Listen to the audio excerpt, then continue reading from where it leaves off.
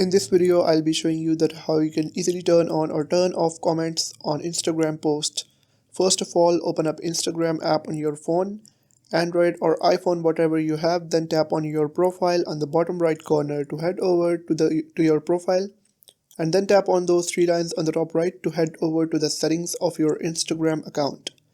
Once you're on this page, you would have to scroll down all the way, and in this section you would be able to find an option of comments. You would have to tap on comments, then tap on posts and reels, and right now by default it would be selected to everyone, but in our case we want to turn off comments on our Instagram posts. Now all we have to do is to tap on off. You can also select other options like people you follow, your followers, people you follow and your followers, but right now we want to turn it completely off, so we would tap on off and we are good to go.